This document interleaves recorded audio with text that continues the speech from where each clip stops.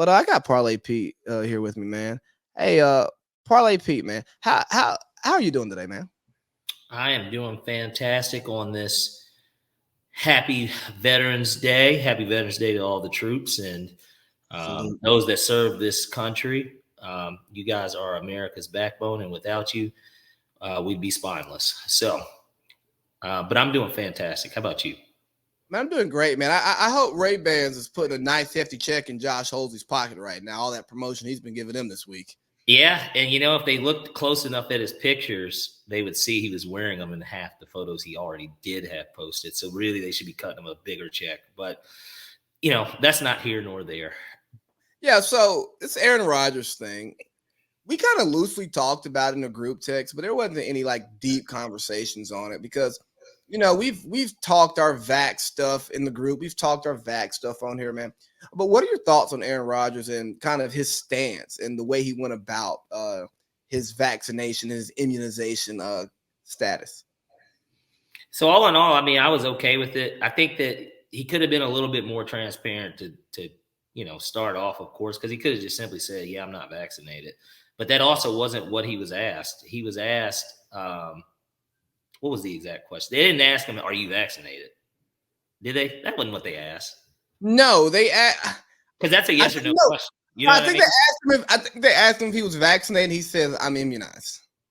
Right, and there was no follow-up question as to what that means. And yeah, everybody knows what that means, but still, it's always good to. I mean, I look up words that I know the meaning of all the time just to get a better understanding again of what exactly that person's saying. And so I had no problem with it, just because he did say exactly what it was. And when he got on the McAfee show, I mean, he broke down exactly what he meant by that. So basically, what he could have said back in August or July, whenever that he was asked the question, he broke down exactly what he would have asked, what he would have said if he was asked, can you, expound on that? Can you, go into detail of what that means, Aaron? What does that mean? I thought that he handled it really well.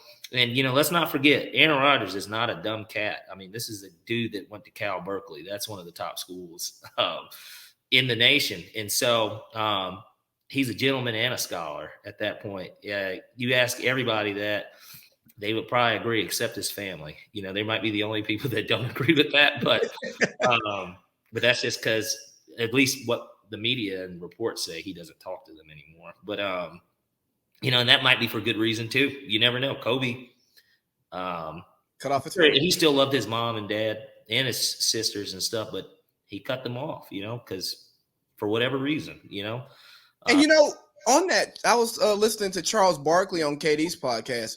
Great listen. And Barkley said some of the advice he gives young players: don't be giving your friends and family no money, because it's gonna mess up the relationships and they're gonna suck you dry and they'll never be happy. Yeah, and then it just depends on what type of family you got too. I mean, obviously, and I'm sure they don't mind me speaking on this, but of course, I know Colin Sexton very, very well. And matter of fact, was just texting him last night. And so speedy recovery to you, Colin, too, man. I'm heartbroken by the injury. But yeah, but even with somebody like him, that's somebody I know that's made it, right? And his family, he done bought them stuff, but they still live the same life. Everybody still works.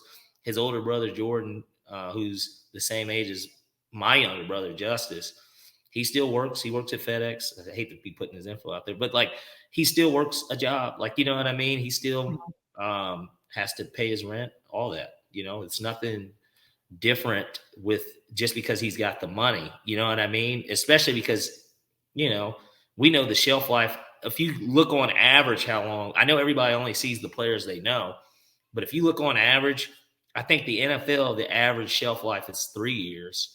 2.5, 3 years, yeah, for a player. And I think the NBA is not much higher. It might be 4 or 5 years. And so that's because most of them, because it's less players, they typically do work out their rookie deal. You know what I mean? Mm-hmm. Which is typically 4 to 5 years. And so, yeah. So, but anyways, back to Aaron outside of his family stuff. He, I think that he being basically the face of the league, considering he's the reigning league MVP, think that he spoke great on why it is that he made the decision that he did.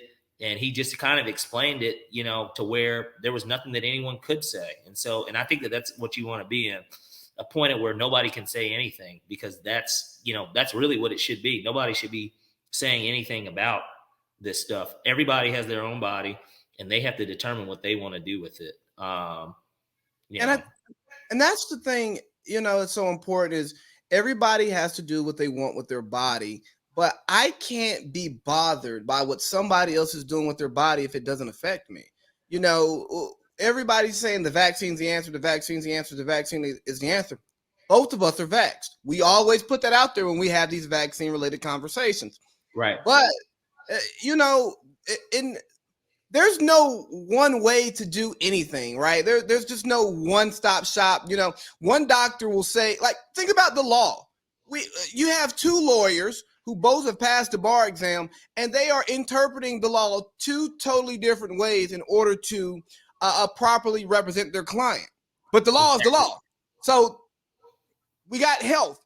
We have multiple doctors. Hey, I need a second opinion. Why? Because one doctor can see something one way and want to attack it that way. Another doctor can see something another way and want to attack it that way. But then all of a sudden, when it comes to this particular thing, this particular virus, there's only one answer to fighting against this virus. No, man. Even in math, a lot of times there's more than one way to get to the solution. Right. But now with COVID, we gotta fat the pockets of Pfizer and Johnson&Johnson and Moderna. That's the only answer. It's one of those things that's it's rushed anyways to begin with, because the last thing that anyone wanted to do was continue to live a life that everybody was living for. In Atlanta, it was only about 2 months, but everywhere else it seemed like it was going on for about a year, maybe even a little over a year. But Atlanta, no, not Atlanta. We were open. Gosh. We shut down in March. We were back open by Memorial Day weekend. So, everybody's got – and look, it worked out for Atlanta. Keisha Lance Bottoms just came out and said that we're in the green now, which I didn't even know that we were still in the – hell, and that she lifted the mask mandate that nobody was following to begin with. I'm like, wow. But look, Atlanta did it their way, and, we're still fine. Everybody – I know there's people are dying, and, my condolences to anyone that's lost somebody to the virus. But at the same time, I know that I'm a person that chose that I didn't want to live a life of fear. And I feel like that's exactly what it was. If I was meant to be taken off this earth by COVID, then I was just going to have to deal with it. I couldn't, I wasn't going to be stupid about it, but just because I've got other people that I need to live for. But at the same time, I also can't just sit up and live a life of fear. And so it's just kind of one of those things where, sorry, somebody was knocking. One of those things where everybody's got to do it their own way. And I think that Aaron exemplified that in the best way possible. Yeah. So to kind of pivot from that, Aaron also gave himself, so much leverage with this COVID thing, because the Packers trotted out Jordan Love, been with the organization a year and a half, could not win the backup job as a rookie. And he trots out there against the Chiefs, who could only muster up 13 raggedy points because the Chiefs are average at best. And Jordan Love is only good for one touchdown. And as much as Brian Gutekunst and company were trying to strong arm Aaron, he goes, I beat the best team in the league pretty much by myself, ready to send all these bums to Pelican Bay. I mean, this man had he called 2 timeouts and had to delay a game on one drive because he had all these bums out here who just weren't on the same page as Aaron. No Allen Lazard, no top 3 receivers were out. Top 3 receivers were gone. And then Jordan Love goes out there. He has all 3 of those top receivers. And he musters up a touchdown. And if the Packers want to keep this thing going, they're gonna have to do some. They're gonna have to do some kissing the feet, kissing the throne of the king. Yeah, and who knows though?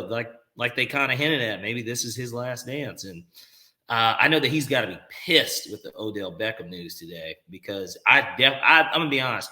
I thought that he was headed to Green Bay. I did. I really did, because I was like, man, him and Devontae Adams.